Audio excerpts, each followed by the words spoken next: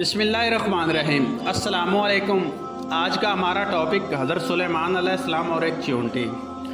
حضرت سلیمان علیہ السلام اللہ کے برگزیدہ پیغمبر تھے، جن کی حکومت نہ صرف انسانوں پر تھی بلکہ آپ نے جانوروں، پرندوں، جنات، پانی اور ہوا پر بھی حکومت کی۔ ایک دفعہ حضرت سلیمان علیہ السلام سمندر کے کنارے بیٹھے تھے۔ آپ نے دیکھا کہ ایک چیونٹی اپنے منہ میں ایک دانہ لیے سمندر کی طرف بڑھ رہی ہے۔ چیونٹی جب سمندر کے کنارے پر پہنچی تو ایک مینڈک سمندر سے باہر آیا اور اس نے اپنا منہ کھولا اور چیونٹی اس کے منہ میں چلی گئی اور مینڈک سمندر کی گہرائی میں چلا گیا۔ کچھ دیر گزرنے کے بعد وہی مینڈک دوبارہ سمندر سے باہر آیا اور اپنا منہ کھولا، وہی چیونٹی اس کے مینڈک کے منہ سے باہر نکل آئی، لیکن اب چیونٹی کے منہ میں دانہ نہ تھا۔ حضرت سلیمان علیہ السلام یہ دیکھ کر بہت حیران ہوئے۔ آپ نے فوراً اس چیونٹی کو طلب کیا اور پوچھا کہ یہ کیا معاملہ ہے، یہ تم کیا کر رہی ہو؟ ابھی تم دانہ لے کر مینڈک کے منہ میں گئی تھی، تم کہاں گئی تھی؟ یہ چیونٹی کہنے لگی، اللہ کے پیغمبر، اس سمندر کی گہرائی میں جا کر دور ایک پتھر ہے، یہ پتھر اندر سے خالی ہے، اس پتھر کے اندر ایک کیڑا رہتا ہے۔ اللہ تعالیٰ نے اس کیڑے کو ایسے مقام پر پیدا کیا ہے کہ وہاں سے نکل نہیں سکتا، وہی اس کی کل کائنات ہے۔ مجھے اللہ نے اس کام پر مقرر کیا ہے کہ میں اس کو کھانا پہنچاؤں۔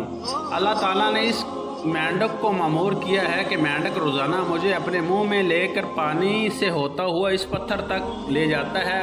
وہاں مینڈک اپنے منہ اس پتھر کے سوراخ پر رکھ دیتا ہے، میں اس کے منہ سے نکل کر اس کیڑے تک جاتی ہوں اور وہ اناج جو میرے منہ میں ہوتا ہے وہ اناج میں اس کے پاس رکھ دیتی ہوں۔ یہ مینڈک میرا انتظار کرتا رہتا ہے، میں واپس اس کے منہ میں داخل ہو جاتی ہوں، یہ پانی میں تیرتے ہوئے مجھے واپس پانی سے باہر لے آتا ہے۔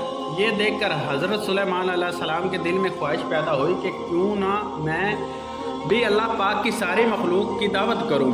حضرت سلیمان علیہ السلام اللہ سے ہم کلام ہوئے اور عرض کرنے لگے، اے میرے معبود، مجھے اجازت دے کہ میں تیری تمام مخلوق کو پورے سال کا کھانا کھلاؤں۔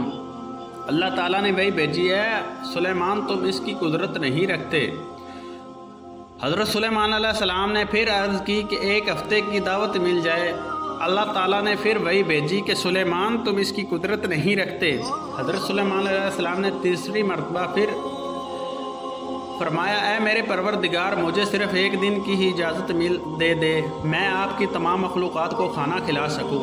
اللہ تعالیٰ نے تیسری مرتبہ پھر فرمایا، اے سلیمان تو اس کی قدرت نہیں رکھتے۔ بہرحال اللہ تعالیٰ نے حضرت سلیمان علیہ السلام کو ایک دن کی اجازت دے دی، وہ دنیا کی تمام مخلوقات کو کھانا کھلائیں۔ آپ علیہ السلام کو اجازت مل گئی تو آپ علیہ السلام نے تمام جنات انسانوں کو حکم دیا کہ وہ تمام ان چیزوں کو جو زمین پر حلال ہیں، یعنی گائے، بیل، بکریاں، دمبے وغیرہ وغیرہ، ان کی تمام چیزوں کو جو جنس ہے حیوان میں سے ہیں، یعنی پرندے وغیرہ، ان سب کو جمع کر لیں۔ جنات اور انسانوں نے مل کر ان تمام چیزوں کو حضرت سلیمان علیہ السلام کے سامنے پیش کر دیا۔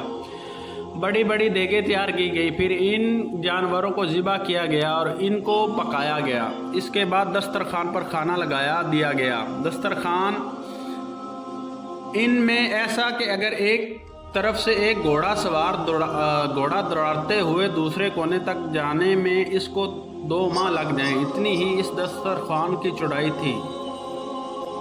جب تمام چیزیں تیار ہو چکی تو اللہ تعالیٰ نے حضرت سلیمان علیہ السلام کے پاس وحی بھیجی اور فرمایا، اے سلیمان تم مخلوقات میں کس سے دعوت شروع کرے گا؟ اب حضرت سلیمان علیہ السلام نے فرمایا، اے میرے پروردگار، میں دریا کے جانوروں سے شروع کروں گا۔ تو اللہ تعالیٰ نے سمندر کی ایک مچھلی کو حکم دیا کہ وہ حضرت سلیمان علیہ السلام کی دعوت کھائے، کیونکہ آج ان کے لیے حضرت سلیمان علیہ السلام کی طرف سے دعوت ہے۔ مچھلی نے سر اٹھایا اور دسترخوان کی ایک طرف سے کھانا شروع کر دیا اور وہ کھاتے کھاتے دوسری طرف پہنچ گئی، یہاں تک کہ مچھلی حضرت سلیمان علیہ السلام کا تیار کردہ سارا کھانا کھا گئی۔ مچھلی کہنے لگی، میرا پیٹ نہیں بھرا، مجھے اور کھانا کھلائیں۔ اے سلیمان، آپ خود جان لیجئے، جو کھانا آپ نے کئی روز سے بنایا تھا، جس کھانے کو آپ को बनाने में कई दिन लग गए थे। इतना खाना मेरा परवरदिगार मुझे एक दिन में 3 मरतबा पहुंचाता है और आज तक कभी भी इसमें कमी नहीं हुई। इसलिए ए सुलेमान, आज मेरे खाने से रोकने का सबब तू बना, क्योंकि रिज़्क़ तूने अपने ज़िम्मे लिया था और तूने मेरे खाने में कमी कर ली। इस वक्त हज़रत सुलेमान अलैहिस्सलाम अल्लाह की ताला के सामने सजदे में गिर पड़े और कहने लगे, पाक है वो ज़ात जो कफ़ालत करने वाली है मखलूक को रोज़ी के साथ, मखलूक जानती भी नहीं कि कहाँ से आता है। दोस्तों, बेशक हमारा रिज़्क़ खालिक़े कायनात अल्लाह ताला की ही पाक ज़ात है और उसके ख़जाने में कोई कमी नहीं।